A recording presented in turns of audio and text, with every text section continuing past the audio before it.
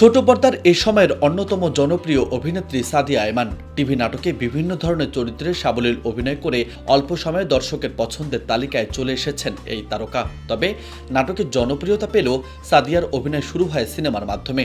গুণী নির্মাতা গিয়াসউদ্দিন সেলিমের কাজল ঢাকা সিনেমায় নাম ভূমিকায় অভিনয়ের মধ্য দিয়ে তার অভিনয়ে অভিষেক হয়। গত বছর মুক্তিপ্রাপ্ত ছবিটিতে সাদিয়ার অভিনয়ে প্রশংসা কুড়িয়েছে।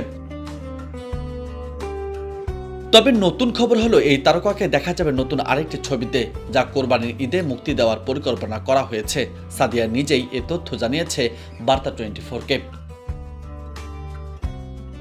এই অভিনেত্রী বলেন, আগামী 12 এপ্রিল থেকে আমার নতুন ছবির শুটিং শুরু হবে ঢাকার বাইরে। এখন সেই ছবির প্রস্তুতি চলছে। শুটিং শুরুর 2-1 দিনের আগেই ছেটে গিয়ে পৌঁছাবো। তবে ছবিটির নাম কি, পরিচালককে বা সহশিল্পী কারা, সেসবের কিছুই জানাতে চাননি সাদিয়া। সাদিয়া বলেছেন, এখন শুধু এতটুকু বলতে পারি যে সিনেমায় কাজ করছি, বড় পর্দার জন্য করছি। সব ঠিক থাকলে ছবিটি কোরবানি ঈদে মুক্তি পাবে প্রেক্ষাগৃহে। এটি সম্পূর্ণ কমার্শিয়াল ধাঁচের এন্টারটেইনমেন্টিং সিনেমা।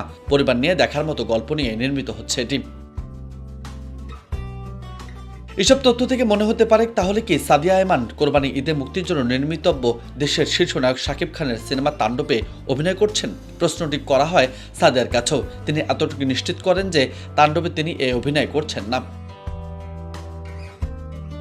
সর্বশেষ সাদিয়া বার্তা 24কে বলেন, আমার ছবিটির ব্যাপারে এখনো কেউ কিছু জানে না। প্রযোজক কিংবা পরিচালকের পক্ষ থেকে কোনো ধরনের ঘোষণাও আসেনি, তাই এখনই এর বেশি আমি কাউকে কিছু বলতে পারবো না। নিউজ টেক্স, বার্তা 24।